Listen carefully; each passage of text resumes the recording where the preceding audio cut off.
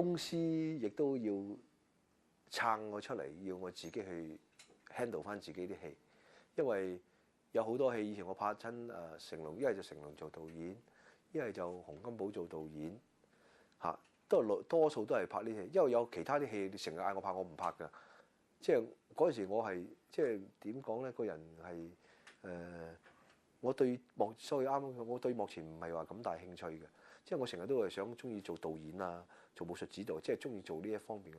即係但係有好多問題就係公司你自己拍啦，自己試下自己，所以咪就公司亦都放寬咗我自己去組織另外一間公司出嚟。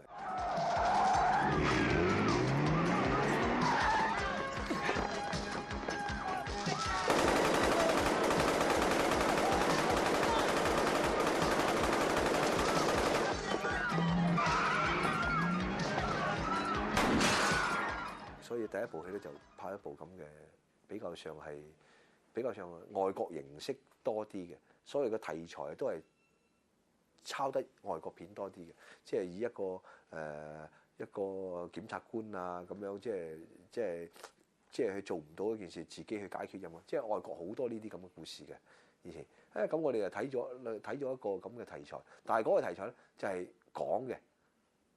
我話喂，不如加埋啲動作咁樣啊，又打動作咁啊，試下呢啲咁嘅題材啦嚇。咁啊，袁葵嘅第一部咁嘅入嚟，咁我請咗佢入嚟做導演嚇。咁啊，俾我叫做發揮大啲啦。但係就同我之前拍嗰啲戲一般就唔同。但係呢部戲嚟講咧，喺好多市場都好受歡迎嚇，好受歡迎嘅。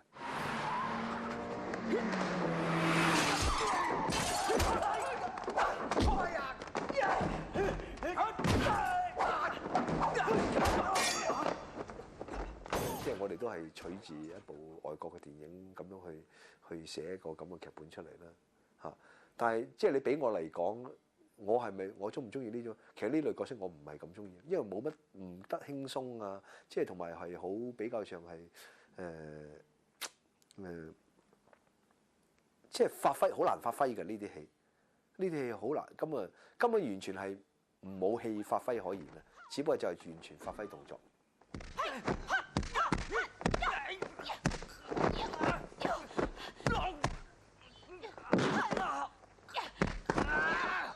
應該同期羅富樂係皇家師姐啊嘛，皇家師姐一齊出嚟噶嘛。但係羅富樂新手就係學過噶啦，佢走去中國學武術噶嘛。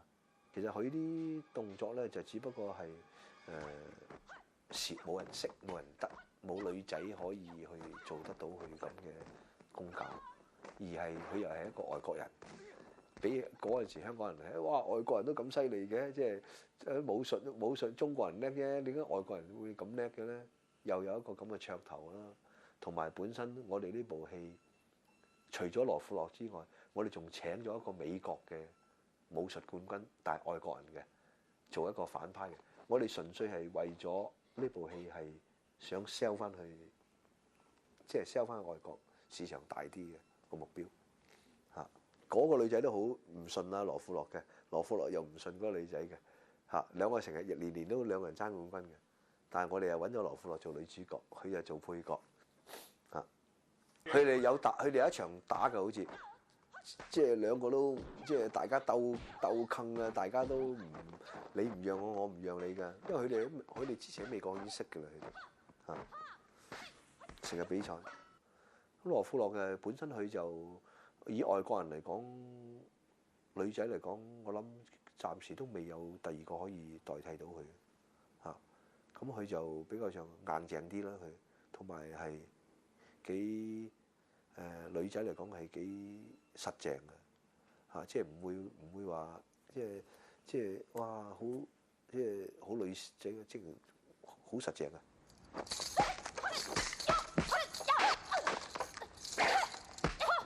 我都係同佢合作一部戲嘅啫嘛，我同佢都唔係好熟㗎，都即係只不過拍呢部戲大家先認識嘅啫嚇。佢之前佢係拍過德寶嗰啲戲咧嚇，拍過德寶咩皇家就係同阿楊紫瓊啦，咁佢哋拍，後來即係始終咧想話 sell 下外國啊，即係市場啊，咁啊揾到佢。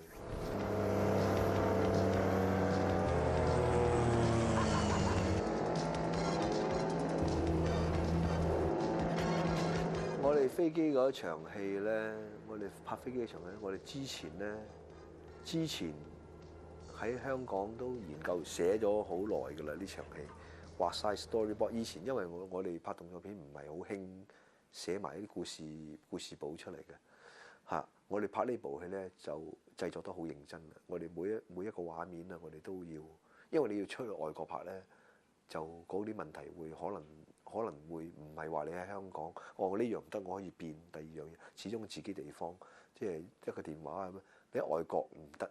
我哋一定要跟翻外國人咁樣，同埋我哋去嗰邊請嗰啲 production house，即係請人哋去幫手嗰啲，人哋都要你要拍咩啊？你要拍咩鏡頭啊？人哋都要好清楚，人哋都要清清楚楚，要知道你要去做啲咩嘢。而我哋更加唔可以當香港電影咁樣去到嗰度點啊？我要咁樣咁樣，喂講啊唔得噶嘛！你一定要證實俾人睇，你係我係要呢啲就係要呢啲。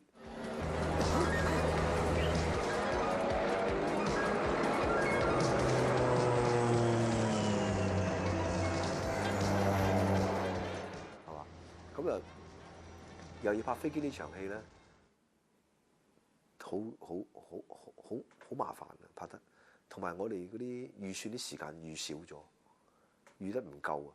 我哋心諗有好多嘢，拍完外貌，拍完咩？室內嗰啲我哋咪翻嚟咪又整個室機咁樣喐下咪得咯。原來唔係咁，唔係話你咁簡單可以。原來一去到呢啲嘢，通通都係要喺我哋呢度拍嘅。即係你翻到去咧，就會變咗第二樣嘢嘅，因為可能人哋拍戲嗰啲經驗好夠啦嚇。我去到已經設計好晒。你拍機艙就呢啲，拍飛機拖人啊，就喺呢個機場拍空中跳落嚟啊，你又要走去邊一度？當時咧，我已經喺紐西蘭，都係因為太多年啦，我都去過一個跳降落傘嘅學校。去跳降落傘學校去訓練㗎啦，已經去訓練過㗎啦，訓練過翻嚟再點嘅，